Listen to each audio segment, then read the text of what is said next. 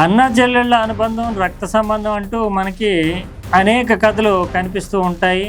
అది చాలా భావోద్వేగమైనటువంటి రిలేషన్గా చూపిస్తూ ఉంటారు. చాలా వరకు కూడా అది నిజమే. కానీ రాజకీయం ముందు, రాజకీయ అధికారం ముందు ఈ అనుబంధం కూడా దిగదుడిపే అని మన తెలుగు రాష్ట్రాల అన్నా చెల్లెళ్ళు, అంటే ఫస్ట్ ఫ్యామిలీస్ నుంచి వచ్చినటువంటి అన్నా చెల్లెళ్ళు నిరూపించినటువంటి ఉదంతాలు మనం చూస్తూనే ఉన్నాం. ఉదాహరణకి వైఎస్ జగన్మోహన్ రెడ్డి, షర్మిల.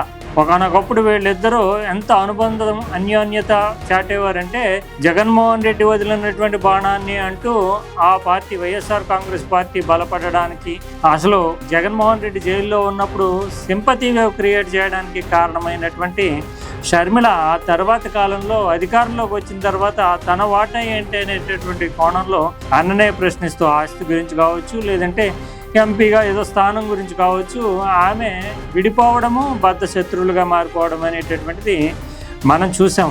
ఇక తెలంగాణ విషయానికి వచ్చేటప్పటికి ఇక్కడ కేటీఆర్ అండ్ కవిత, తండ్రి ఇంకా జీవించి ఉండగా తండ్రి అధీనంలో పనిచేయాల్సినటువంటి వీళ్ళిద్దరూ కూడా పరస్పరం భిన్నమైనటువంటి వైఖరులతోటి తానేం తక్కువ, అన్నకు మాత్రమే ఎందుకు వర్కింగ్ ప్రెసిడెంట్ ఇస్తారంటూ ప్రశ్నిస్తూ బయటికి రావడం. అంటే నిజానికి నేరుగా ముందుగా అన్నను ప్రశ్నించకుండా హరీష్ రావు, సంతోష్ రావు ఇలాంటి వాళ్ళని టార్గెట్ చేసినప్పటికీ అల్టిమేట్ లక్ష్యం మాత్రం ఆమెకి అన్న కేటీఆర్కి ఎందుకు ఇవ్వాలి, అసలు టీఆర్ఎస్కి సాంస్కృతికమైనటువంటి ముఖ చిత్రాన్ని తానిచ్చాను, తెలంగాణ జాగృతి ద్వారా కల్చరల్ ఐడెంటిటీని తెచ్చింది తానైతే కేటీఆర్ ఎప్పుడు కూడా తండ్రి వెనకాల నడవడము, ఒక కార్యకర్తగా లేదా ఒక నాయకుడిగా చేసేది తప్ప కల్చరల్ ఐడెంటిటీ తెచ్చినటువంటి, మహిళల్ని సమీకృతం చేసినటువంటి శక్తి తనదిగా అయితే తాను కేవలం మహిళ అనే ఉద్దేశంతో వర్కింగ్ ప్రెసిడెంట్ పదవి ఇవ్వలేదు, తర్వాత భవిష్యత్తు వారసత్వానికి కూడా తనకు రాలేదనేటటువంటి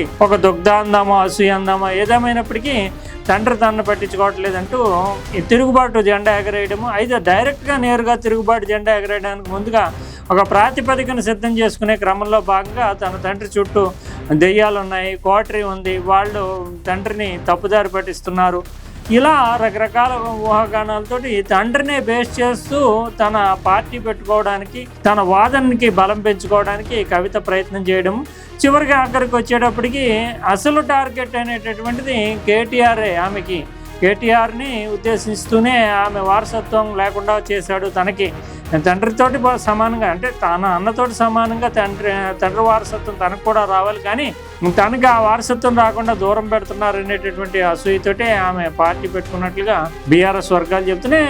సహజంగా చూసినా కూడా నిజానికి అధికారంలో లేనప్పుడు, అధికారంలో ఉన్నప్పుడే కనుక ఈ తిరుగుబాటు ధోరణి ఇదంతా వస్తే కేసీఆర్ అప్పుడే సెటిల్ చేసి ఉంటాడు. అధికారంలో లేనప్పుడు ప్రతిపక్షంగా అంతా కలిసి, కుటుంబమే కాకుండా కుటుంబం మీదే ప్రధానంగా ఆరోపణలు వచ్చాయి. అంటే ఈ కుటుంబం మొత్తం కలిపి రాష్ట్రాన్ని పరిపాలిస్తున్నారు, ఇంకెవరికి చేతిలో అధికారం ఉంది అనే విమర్శలు వచ్చాయి. అయితే కుటుంబంలో సభ్యురాలుగా తాను ఎంపీగా పదవి బాధ్యతలు నిర్వహించడము, ఎమ్మెల్సీ చేయడము, అనేక రకాల వ్యవహారాల్లో కీలకమైనటువంటి భూమికి పోషించినటువంటి కవిత ఆ కుటుంబానికి సంబంధించి ఇప్పుడు వైఫల్యాలు కావచ్చు, లేదంటే కుటుంబానికి సంబంధించి విమర్శలు ఎదురవుతున్నప్పుడు మాత్రం తాను వేరు, మిగతా వాళ్ళు వేరు అంటూ ఆ వేరు చేసి చూపించడానికి ప్రయత్నం చేయడం ద్వారా మళ్ళీ తనకు ఒక రాజకీయ అస్తిత్వాన్ని క్రియేట్ చేసుకునేటటువంటి ప్రయత్నం చేపట్టడము, అందులోని టీఆర్ఎస్ అనేటటువంటి పేరు తెలంగాణ రాష్ట్ర సమితి బదులు తెలంగాణ రాష్ట్ర సేనలాగా రక్షణ సేన, రాష్ట్ర సేన అంటూ ఆమె ఆ టీఆర్ఎస్ అనే పేరును కూడా కైవసం చేసుకునేటటువంటి ప్రయత్నం చేయడం, ఇదంతా చూస్తే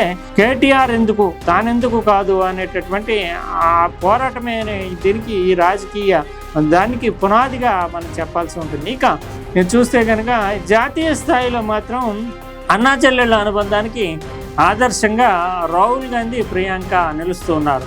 నిజానికి ఈ మధ్య కాలంలో చూస్తే రాబర్ట్ వాద్రా, అంటే ప్రియాంక గాంధీ భర్త, నిజానికి ప్రియాంక మనసులో ఏముంది అనేది పక్కన పెడితే తన భార్యని దేశ ప్రజలు ప్రధానమంత్రిగా చూడాలని కోరుకుంటున్నారంటూ ఆయన ఒక ఫీలర్ వదలడము, ఇంటర్వ్యూలు ఇవ్వడము, ఇది కాంగ్రెస్ పార్టీలో సంచలనాత్మకమైనటువంటి అంశంగా మారింది. కానీ అన్నా చెల్లెళ్ళు ఎవరైతే రాహుల్ గాంధీ, ప్రియాంక గాంధీ ఉన్నారో ఈ విషయాన్ని అసలు కనీసం పట్టించుకోకపోవడము, అంతేకాకుండా దీనికి మద్దతు ఇచ్చే విధంగా ఎవరిని కూడా, అంటే అనుచరులు కావచ్చు, పార్టీ నాయకత్వం కావచ్చు, ఇతరత్ర కావచ్చు, వాళ్ళ దగ్గర కనీసం ఒక వ్యాఖ్య కూడా చేయకుండా ఉండడం అనేటటువంటిది వాళ్ళలో పరిణతిని, సంయమనాన్ని తెలియజేస్తుంది. నిజానికి అధికారం అంటే వాళ్ళు పుట్టేటప్పటికే అధికారంలో ఉండేటటువంటి ప్రధానమంత్రి ఫస్ట్ ఫ్యామిలీ, దేశానికి ఫస్ట్ ఫ్యామిలీగా ఉన్నటువంటి ప్రధానమంత్రి కుటుంబంలో పుట్టినటువంటి వాళ్ళు వీళ్ళిద్దరునే.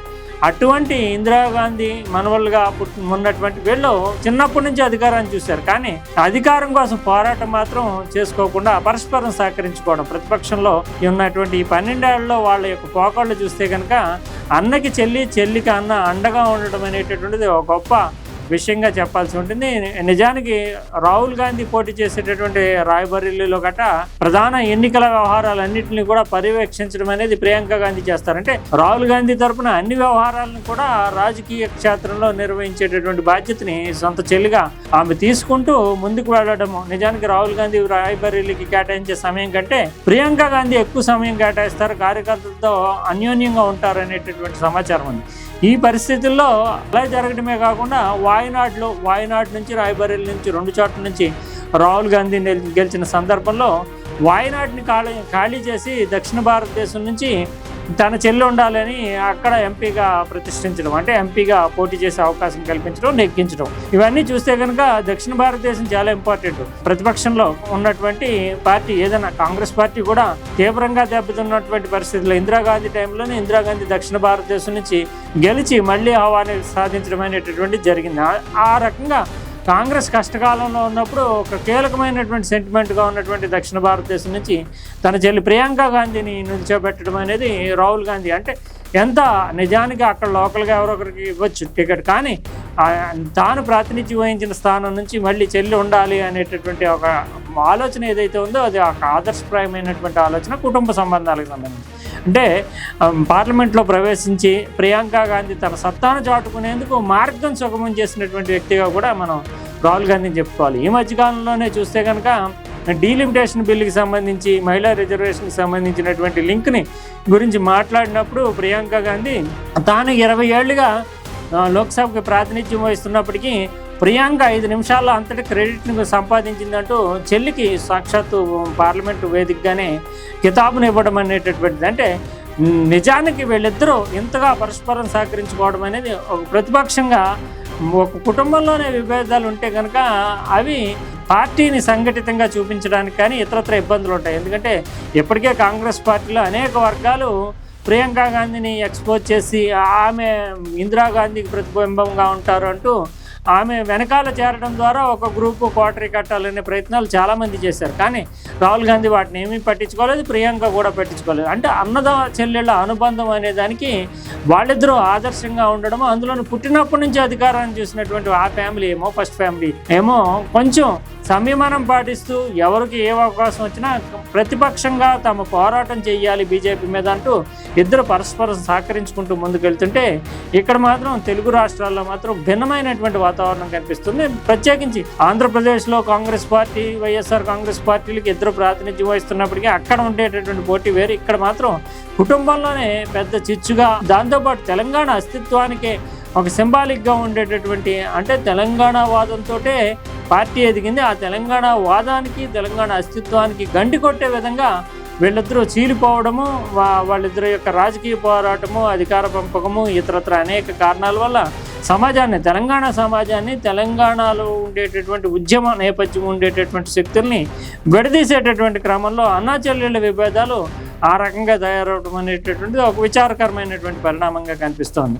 అంటే పవర్ అనేది ఎంతగా కరప్ట్ చేస్తుంది సంబంధాలని, మానవ సంబంధాలను కూడా అనేదానికి ఇప్పుడు కవిత, కేటీఆర్లు ఒక నిదర్శనగా నిలుస్తున్నారు. అదే సందర్భంలో పవర్ లేనప్పుడు ఎలా ఉండాలి, ఎంతగా సహకరించుకోవాలి, అధికార పార్టీ మీద దాడి చేయడానికి, ఒక వేవ్ క్రియేట్ చేయడానికి అనేదానికి నిదర్శనగా రాహుల్ గాంధీ, ప్రియాంక గాంధీ కనిపిస్తున్నారు.